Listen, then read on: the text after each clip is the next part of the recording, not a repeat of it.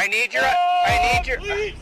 your ID, please, so I can write you a summons. You will be willing to write me a summons? Yes. Outstanding.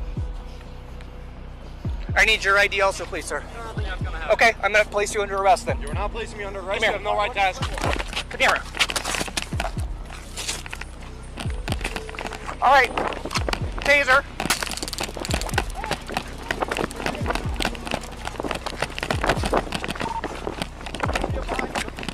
Got it.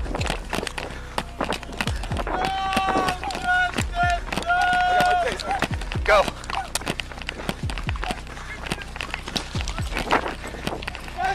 In the incident, a single police officer approached a protester who was presumably participating in a demonstration or gathering. The officer initiated contact with the protester and specifically asked them to provide their identification. The purpose behind this request was to issue a legal notice, commonly known as a summons. In the unfolding incident, a second police officer joined the scene where the initial officer was interacting with the protester. On public property, what the f*** is wrong with you? When he's in front of the business, yelling f*** everybody. You see this sign? It says freedom of speech. You want to know why? Because cops like you. He refused to give me his ID, which he's required to do. For what? The second officer decided to employ a taser, a non-lethal weapon that delivers an electric shock, as a means of subduing or controlling the protester. However, before the second officer could use the taser on the protester ran away. The veteran officer engaged in a conversation with the officer who wanted to use the taser, informing them that the protester had not committed trespassing, challenging the actions of the rogue cop. It was alleged that the officers tampered with the footage from their body cameras, potentially erasing audio recordings. This practice of disabling or manipulating body cameras has been a long-standing issue with some police officers seeking to avoid accountability. The cop involved in the incident has a troubling history with 5 civilian complaints against him. One of the complaints accused him of using excessive force on a man experiencing a diabetic shock, while another involved excessive force on a veteran with PTSD who tragically died shortly after the violent arrest. Despite these complaints, the officer has received continued support from the police unions and fellow officers, raising questions about why his actions are defended and his tenure as a cop is supported. Now let's move to another video.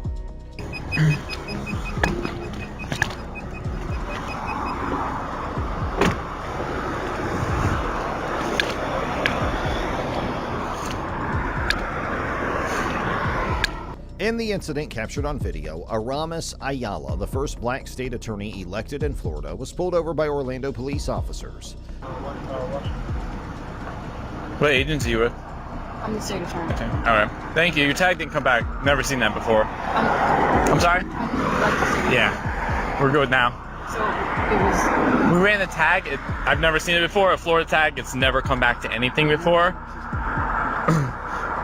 So that's the reason for this. The officer stated that they initiated the stop because Ayala's license plate did not yield any information and because her car had a dark window tint. What was the tag run for? Oh, we run tags all the time, whether it's at traffic lights and that sort of stuff. That's how we figure out if, cars are stolen and that sort of thing. Also, the windows were really dark. I don't have a tint measurer, but...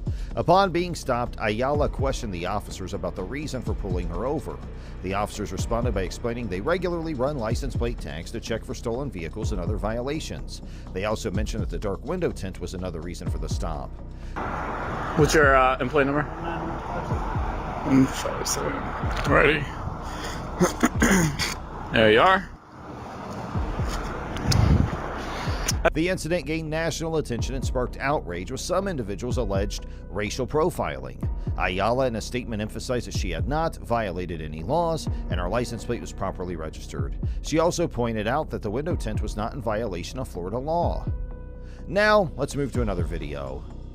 So I'm in Beverly Hills right now and I'm getting searched for shopping at the store I work for and just being black. So Leal Benberry, the VP of Versace Footwear, was shopping in Beverly Hills, California when he was stopped and searched by police officers. You're making it completely different. Yeah, I mean, guys.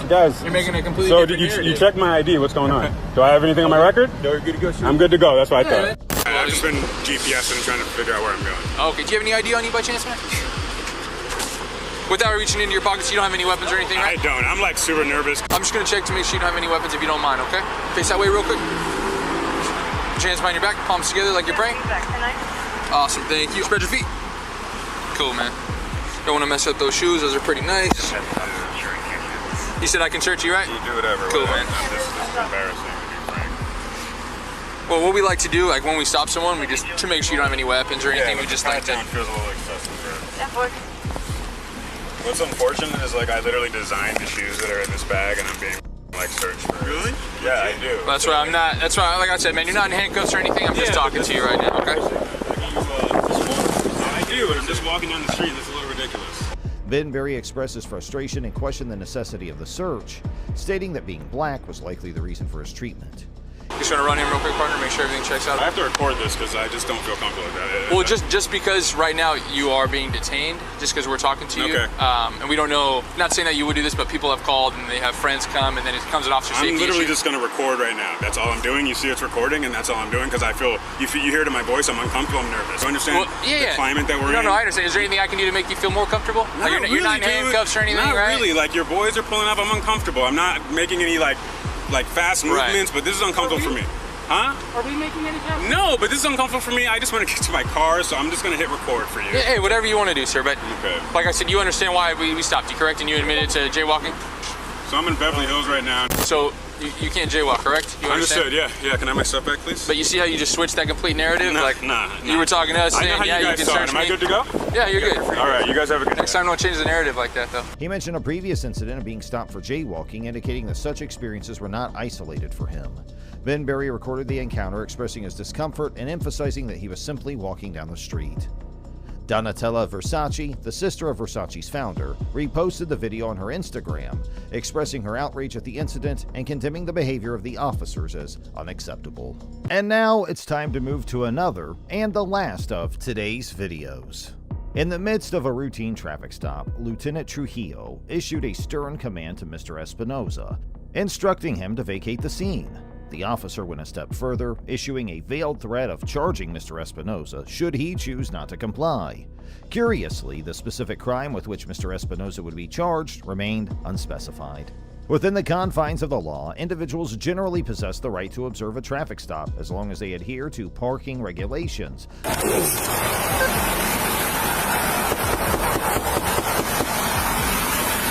Do you need to be behind this traffic stop? Yeah, I do. Why? My son right there, he was following me to pull. Okay, he's on a traffic stop, so you don't need to be behind it. Oh, you gotta be mean. Oh, I'm not being mean. We just don't like when people pull in behind us. I don't like them to pull my son over. There's nothing for following. That's what we get paid to do, to pull people over. Well, you don't get paid to be. And you don't either, okay? I don't gotta put up with your okay? I asked you a simple question, okay? Hold on, man. In fact, you need to leave now or you're going to get charged. It's that easy. I'm recording too. I asked you a simple question. If you have attitude, that's your problem. Okay? You pounding on my door. Yeah, you saw me and you rolled your window up when I came. Hold on a second. Avoid disrupting the flow of traffic and refrain from obstructing law enforcement officers. It was during the initial interaction with Lieutenant Trujillo that Mr. Espinoza was noticed to repeatedly press the screen of a cell phone. According to a police statement, Mr. Espinoza had claimed to be recording the incident, although the actual moment of initiation, whether it occurred upon the officer's approach or earlier, remained unclear based on the camera footage. Okay? No. You rolled your window up when I walked up, okay? So I knocked on your window, okay? You are not a cop. You don't need to be behind me, okay? So you need to leave right now. I don't need to do anything. You got 5 seconds to leave, okay? There's no reason for you to be behind this traffic stop. No reason, okay? No reason, okay? It's not a public street. No reason. Do I not pay taxes? Okay, do you always stop behind cops when they pull people over? I ain't stopped right behind him. Okay, you don't need to be here. You don't need to be here, okay? You need to go. No, I don't. I'm waiting on my son. All right, He's fine. right back. In this scenario, a court could potentially assess Mr. Espinoza's actions to ascertain whether they amounted to obstruction and if his refusal to leave the traffic stop constituted a violation of the law. It is plausible for the court to find that Mr. Espinoza's mere refusal to leave might not be adequate to support an obstruction conviction, as it appears he did not physically impede, impair, or hinder the ongoing traffic stop.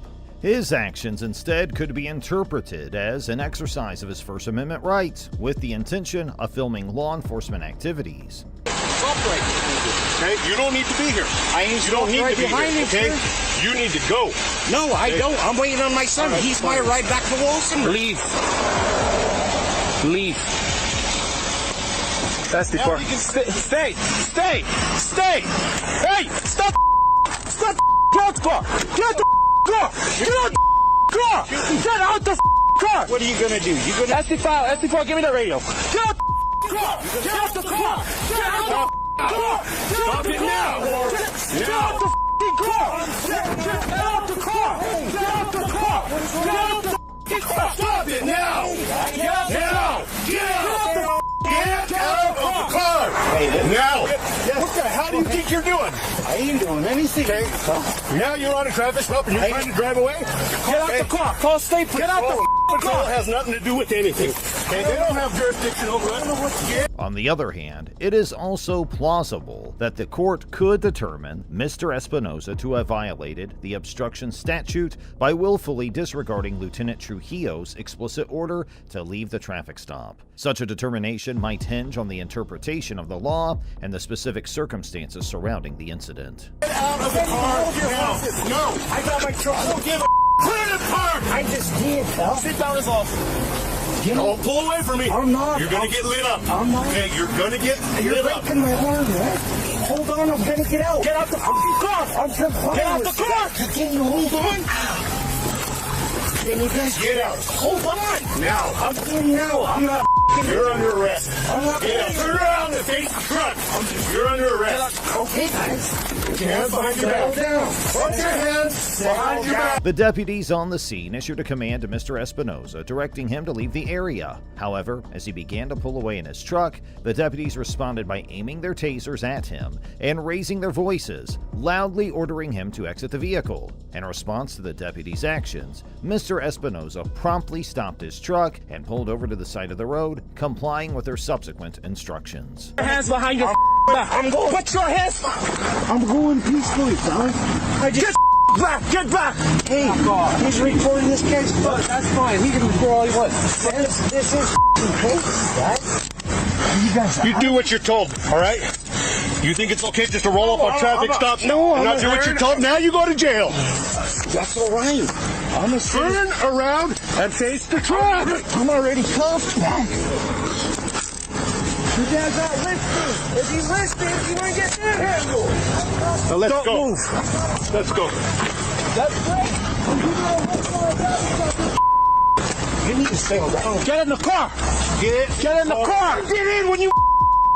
During the course of the incident, Mr. Espinosa made a startling revelation that he had been subjected to a taser while the deputies were in the process of placing him in the back seat of the patrol vehicle. This specific instance was not evident in the body camera footage captured during the encounter. Get a tasing. Get in the car. Get a damn. Do you have your wallet on you? Don't do that, man. I'm gonna get you out. I'm gonna pass search you. Now get out. I got my wallet. Get out now. Get out now. This is how it's gonna work. Okay? You're gonna do what you're told to do, and that's it. Stand up. Come on, guys. This is excessive. Come on, man. Well, quit acting like an idiot. I ain't acting like nothing. I got a taser piece in my lip.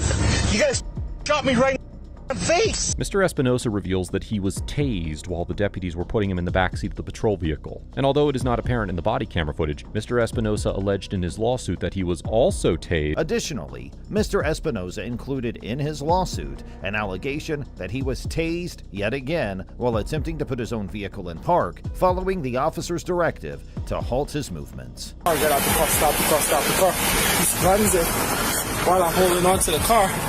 So I had him at gunpoint. Then he puts the car in reverse, backs up almost hits Henry's car while I'm still holding on to the car. And we tried getting him out of the car and he had the car in drive and he accelerated, but it didn't go nowhere. We tried to get him out, and he was refusing, and then when we tried to put him in, he was refusing. So I tased him, and then I tried to get him out to pat search him and get his wallet because he wouldn't tell me anything. And then that's when you rolled up. Okay. I'm gonna get him over to the jail. Okay. In this situation, it is alleged that Lieutenant Trujillo and Deputy Knoll blatantly misused the authority vested in them and exploited the tasers provided for their protection to deliberately cause harm to an individual. The claim suggests that instead of employing the tasers as tools to ensure safety and maintain control during the encounter, they used them to inflict pain on Mr. Espinosa.